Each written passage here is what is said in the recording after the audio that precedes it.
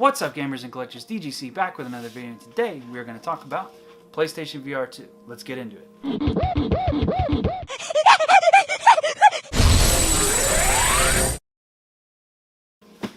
Alright guys, so it's been about 2 weeks since I got the PlayStation VR 2 launch bundle with Horizon, Call of the Mountain. So I want to just kind of, I promise I'm going to try to keep this short. I just really want to delve into this and talk about everything that I've experienced in the last 2 weeks with the VR from the get-go. Alright, so the packaging. They were hooting and hollering about how great their packaging was and eco-friendly and this and that. Bro, you've got 2 hunks of plastic plus a 3rd hunk of plastic with the headset, and you're worried about being eco-friendly? So with that being said, they tried to do something different here. So they have the box.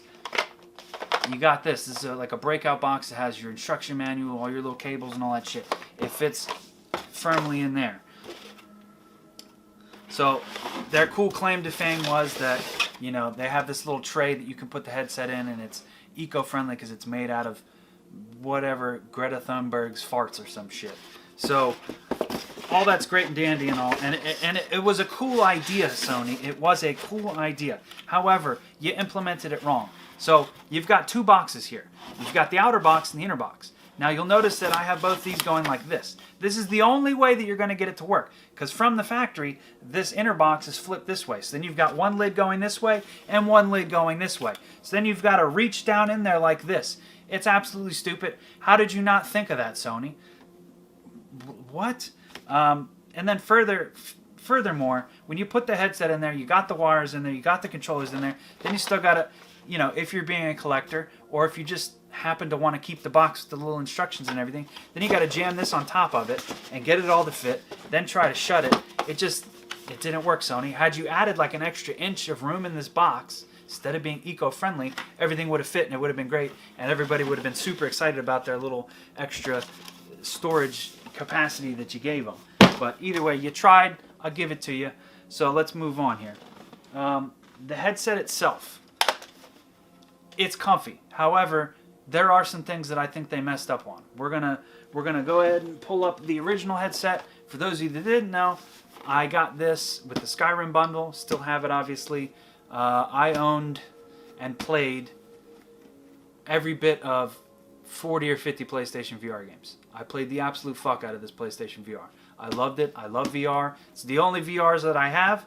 All the I have a 3080 Ti in here, so I could clearly, and a 5950X CPU and 32 gigs of RAM. I can play the fuck out of some VR games on here, but the headsets that come out on PC come out too often. To me, it's just ridiculous. I'm not going to keep buying new headsets and having to upgrade the graphics card all the goddamn time to keep up with PC stuff. So I like this. This came out, and I had this for 4 or 5 years. This came out, I'm going to have it for 4 or 5 years. There is no upgrading, so I do like that aspect of it. So one thing that, off the bat, headset-wise, that is annoying, and I don't know if you'll ever hear anybody else talk about this. It could be just me that has the gripe about this. So you'll notice this is the original headset.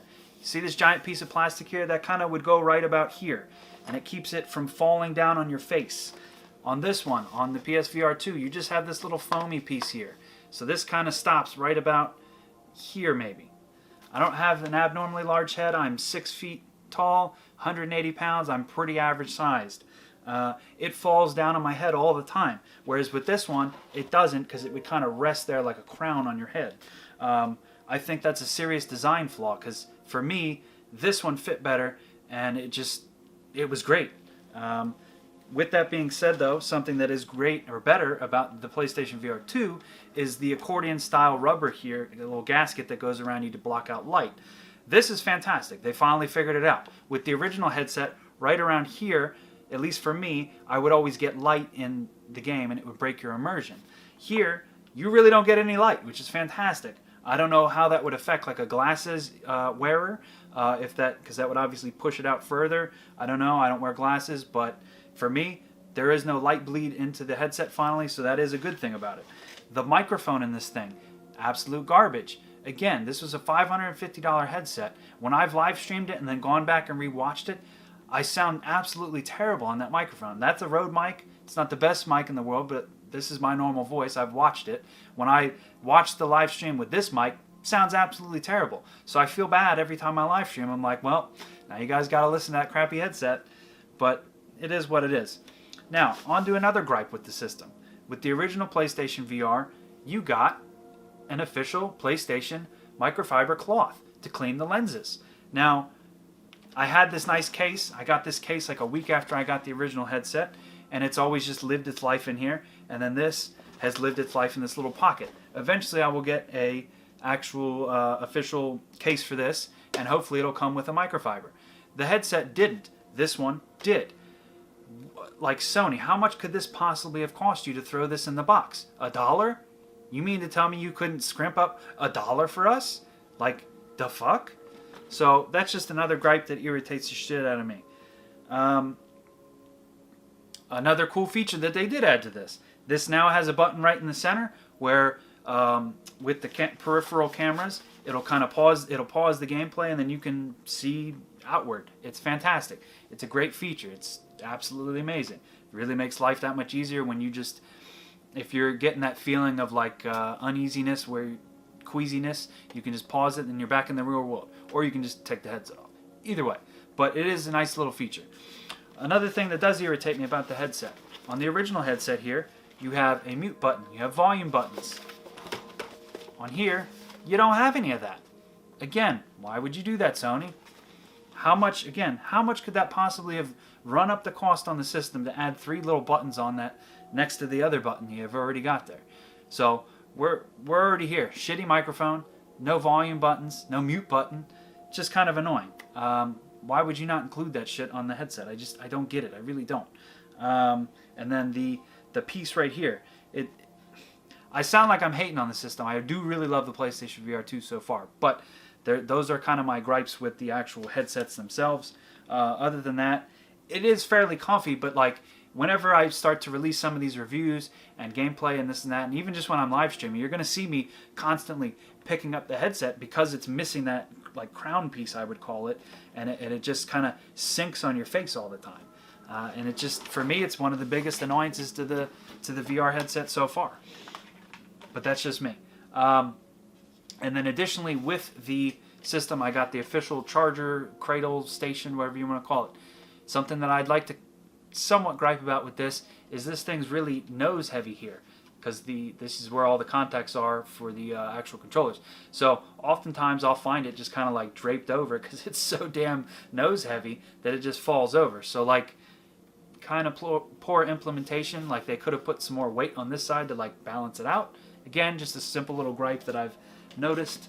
I guess I'm just that kind of guy who notices stupid shit like that. But onto the controllers. So they're good. Do have some gripes about it. So I was watching a couple other people. One that I found interesting was John Riggs. I've never met the man in person, but he looks like he's a fairly large dude. One of the things he mentioned was that I guess his thumbs are so big that he like his knuckle on his thumb kind of like hits this little round part. I could see that happening, and I could see that being really annoying. I really could. Something that does, I wouldn't say it irritates me, but I do find it questionable, are the thumbsticks. They made them really tiny on here. I'll show up next to the normal controller. They made them really tiny for some reason. I don't know why.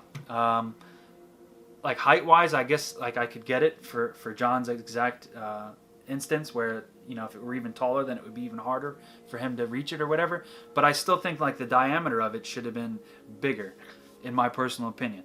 The other thing that I also find weird is, so you've got L2, and then this is L1. Then you've got nothing down here. I feel like this is missed real estate. You could have put 2 more buttons there. You could have just made them, I don't know, VR1 and VR2 button, and then VR3 and VR4 button on the other side. I think it's just missed real estate where you could have had 2 more additional buttons.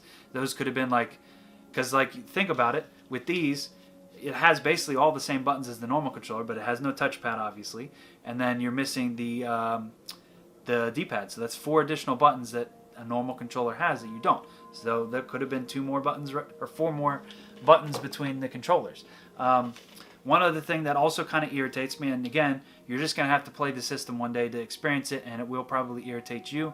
The rope is not detachable. at least to my knowledge. I don't think it is. It's on a pivot in there. Hopefully, now you can see it. So it pivots. You can't take it off. So let's say you don't like these, and then you just leave it dangling. Then you're going to hear it jingling around while you're shaking around or whatever, and it's super annoying. Let's say you do wear it. And then you get locked in, make it real tight. But then, like, if you need to put the controller down and then you're in the VR, it's just, again, poor implementation in my opinion. I don't know how they could have made it better, but just, I don't know, and then, like, let's say you need to, prime example, let's say you need to move the headset. Then you have to kind of, like, go like this and then, like, pick up and adjust the headset, or you have to, like, try to, like, go like this. It's just, I don't know, this whole thing, and, like, is this even necessary for the little round thing? I don't honestly, I'm not really sure what the point of that is. If it's just a simple design thing, because as far as the fingers go, like, I know people have talked about you can do this with the fingers and shit. For me, I have not been able to. You could do these. This is like one finger in all the games. Then you can do pointer and thumb. So you have, like, this option. These are your options. It's not individual like that to where, like, you really could be, like, moving your fingers. Now, it's not to say that these controllers are not capable of doing that. I have not seen it implemented into a game yet, though. Like with Horizon, yeah, you can, like, move your fingers and stuff, and it, like, kind of realizes it. But either my fingers are too small or too big, or I don't know, or maybe it doesn't actually do what. Because I remember watching PlayStation Access was, like, doing this kind of shit, you know, peace signs and this and that. It wasn't doing it for me, so I don't know. Maybe my hands are just too big or too small. I don't know. The adaptive triggers are really nice, I won't lie. One thing I did want to notice and mention to you guys, for me personally, I like my battery life to last as long as possible. So in the settings, I always turn the triggers down to weak, the light down to weak. You have to go back each time, and because it's just a universal setting for the system. So in order to get adaptive triggers, you have to go back and set that shit to strong so that you have adaptive triggers with the VR. So at this point, I don't turn it off just for the VR to play normal games again. So it's just annoying, and then now my normal controller dies faster because now it's got the full haptic feedback all the time. It's just a small little annoyance. Sony could easily add another sub-menu that says leave the VR ones on strong and then opt to have the normal controller on weak. Probably not something a lot of people are going to gripe out. Probably only VR users are going to complain about it, but it is just another annoyance that you're going to have to deal with if you, like me, turn the controller stuff down to have the battery life last longer. As far as the games go, let me read the list of games that I have here. We have Pavlov. All these are digital because as of right now, there are no physical games. They are coming, but they're not out yet. You got Pavlov, then you have After the Fall Complete Edition, Song in the Smoke Rekindled, Resident Evil 8 Village. Then I also have Gran Turismo 7, which both those were free upgrades.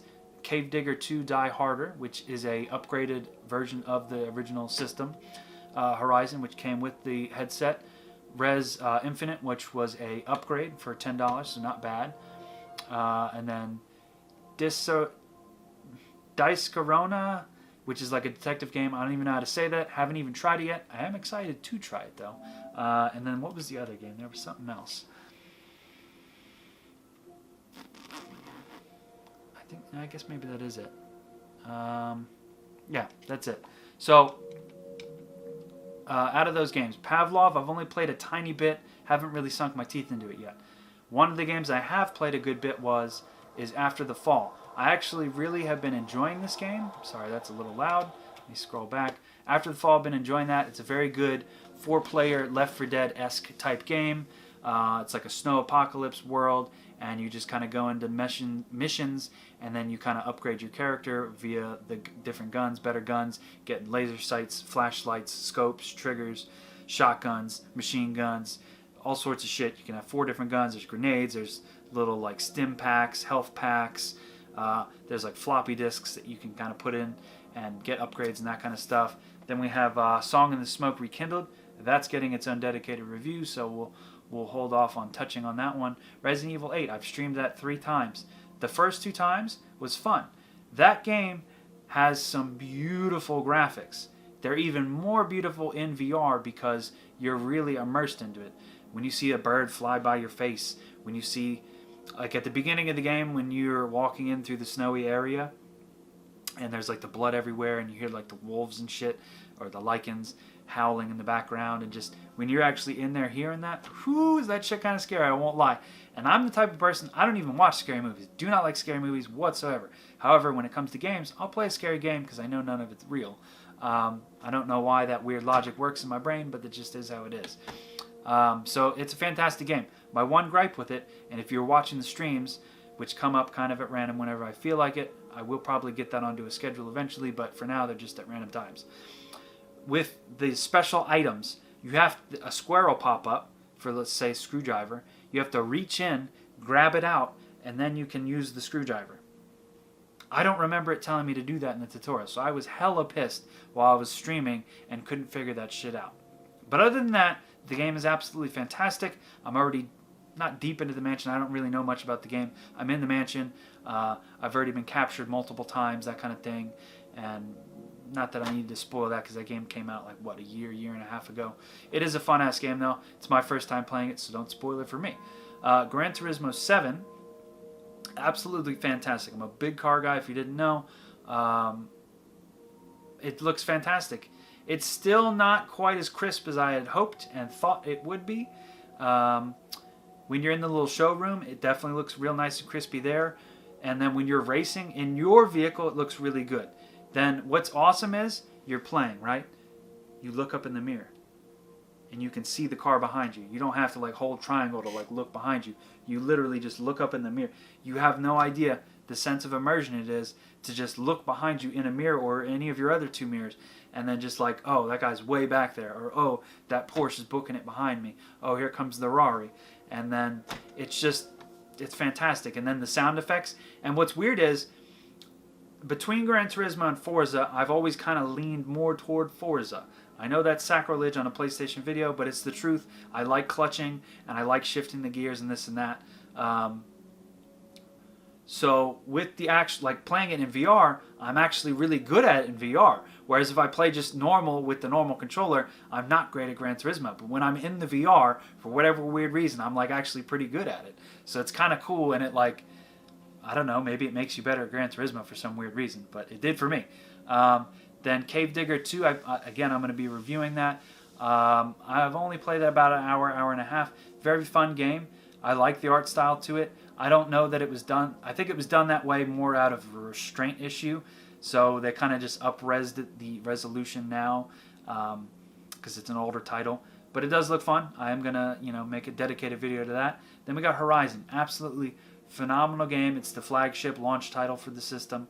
I would say I'm probably 3-ish hours into it, and I think it's about an 8 to 10 hour game. So it's a full-length game. It's definitely more in-depth than I thought it was because the trailers and the information given about the game initially were not to my liking because I didn't know what to expect from the experience other than that little creek ride that everybody showed a gazillion times. You're doing all sorts of... It's a full-on Horizon game, but in first person is what it is. You're sitting there pulling out your bow and just... and then climbing up the mountains and shit. Now, what's weird about the game is you'll be playing the game, and this is how we know we still aren't that far into VR, as there's still some leg room that needs to be done and growing in the VR space. When you're playing Horizon, you're sitting there climbing, right? You're climbing. It works well on a ladder, right? But then when you get to the top of the ladder, they have 2 posts always. And then you have to reach up, and you're like long arming it. You're like fucking Mr. Stretchy Man from Fantastic Four. I'm drawing a blank on his name. Or I don't remember. Someone's going to comment and be like, you're a fucking retard. You don't know it. Oh, Mr. Fantastic. So you're like Mr. Fantastic when you're like reaching out and then you reach up to do the ladder thing and you're just like, oh! It's super weird. You're just going to have to play it to experience it. It's just one of those weird VR things. And then you'll be climbing up the mountain and then you'll reach over and you'll accidentally reach over your other hand and then you're going to like derp around like this. And then your hands will just start going all crazy like this. And it's just... I don't know. I don't know how they could fix that aspect of VR. If they could lock it to where it only. But I don't know how they would make it work. But it kind of breaks the immersion when you're just sitting there like this, and then like it'll be like. It's super weird. Again, it's just something you're going to notice with the actual game. let's see, what else we got next? Then we have Res Infinite, haven't even played it yet. And then we have Discarino detective game, haven't even tried it yet, just simply have not had time. Do I think PlayStation VR 2 is worth buying? Absolutely. Is it expensive? To be honest with you, no. So with the original headset, you had two options. You could buy the headset, and I think it was $300. Then you still had to buy two Move controllers. You didn't have to have them, right? Because some of the games you could just use your normal PS4 controller. But if you wanted to actually experience the system for its fullest, you had to get two additional controllers. Those were another $100. So that would put you up to $400. Then you had to get the camera. That was, I want to say, $60. So at that point, you're at $460. Let's figure out tax. So you're at $500-ish. It's really not that much, less than this one. And this just straight up comes with these because you have to have them. I don't even know I don't think at least yet that you can buy these separate. Which is something I'm curious about. When somebody breaks one of these, how do you go about getting another one? I guess eventually they will maybe sell them, at least on Sony.com, for when you do break one, which I can only imagine it's only a matter of time before they put in warning labels of people flinging them at the screen like they did on the Wii. But yeah, I mean, for me, I think it's worth it personally for the $500. Like with the Bethesda thing happening with Microsoft, I'm kind of irritated about that because toward the tail end of the PlayStation VR, it seemed like Bethesda was kind of getting into the VR there. They did the Wolfenstein, they had the Doom, and then they had Skyrim. I don't know if Sony was like, hey, here's some money, or if they were just like excited about it. But like obviously that's not going to happen now because Microsoft already gave up on the HoloLens. So pretty confident they don't give two shits about VR. So that kind of sucks because Doom VFR was kind of cool. It was pretty good. Like for what it was pretty cool. Like I would love another Doom VFR 2 in the PlayStation VR 2. I would love for them to bring over, like, dare I say it, I would probably buy Skyrim again for the PlayStation VR 2 because it would look amazing and it would be fantastic with these pulling out your sword out of the sheath and then like shielding and like that would be awesome. I'd love to see them do that. But again, now Starfield, that would be fantastic. Battlefield, that would be cool as shit too. A lot of cool games that they could really do with the PlayStation VR now that the PS5 has the power with the foveated view and whatever. That's another thing I wanted to talk about real quick, and then I'll probably wrap this up because it's getting a little long here. You don't actually notice the foveated view. So like if you're not familiar with that, foveated view, at least in the PlayStation VR world, is the original console kind of had it, but not to the extent that this one does. So let's say you're looking at that corner, it'll render that at like the 4K, and then like over here it'll be like 900p. But because your eyes are looking here instead of way down here, you don't actually notice it. Like you really don't notice it. So like the graphical power of the PlayStation VR is truly incredible at this point because it only really needs to like render like the top 2 inches of the screen in each little lens or whatever you want to call it, instead of like these other 3 corners of each lens or whatever. It's really incredible. It truly is. And I really recommend it if you do have the financial ability to get the PlayStation VR 2. It's really cool. And honestly, a lot of the games are usually 20, 30, 40 bucks max.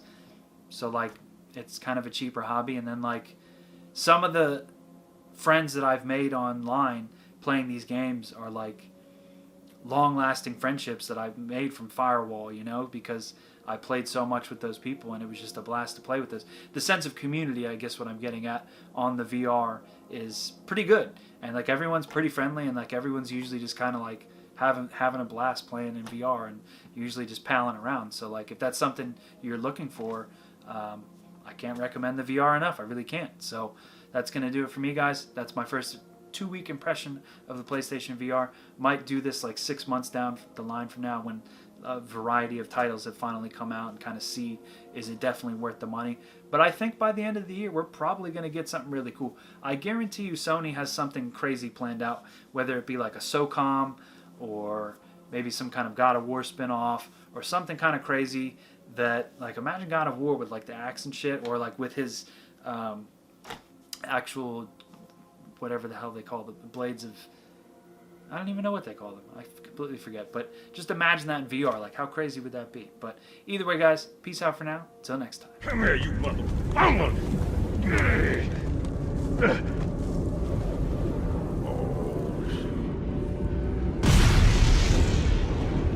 shit, baby.